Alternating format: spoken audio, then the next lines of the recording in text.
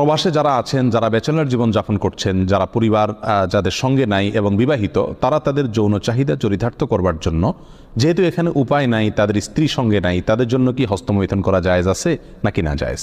কোরআনে কারিমে আল্লাহ সুবহানাহু ওয়া তাআলা বলেছেন, ওয়াল্লাযীনা হুম লিফুরুজিহিম হাফিজুন ইল্লা আলা আজওয়াজিহিম আও মা মালাকাত আইমানুহুম ফাইন্নাহুম গায়রু মালুমিন ওয়া ফামান ইবতাগা ওয়ারাআ যালিক ফাউলাইকা হুমুল আদুন। তিনটি আয়াত আল্লাহ তাআলা বলেছেন কৃতদাসী এবং নিজের স্ত্রী, এই দুই শ্রেণী ছাড়া, এই দুটি ক্ষেত্র ছাড়া অন্য কোনো জায়গা যাদের লজ্জাস্থানকে তারা ব্যবহার করে না, সেই সমস্ত লোকেরা সফল মুমিন, তারা সার্থক মুমিন।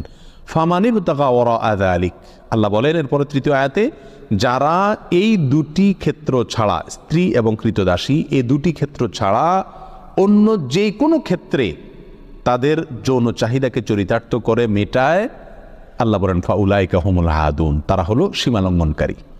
তাহলে এই আয়াতের আলোকে পরিষ্কারভাবে একজন মুমিনের জন্য হস্তমৈথুন করার কোনো অধিকার, কোনো সুযোগ, কোনো অনুমতি ইসলামী শরীয়তে নাই।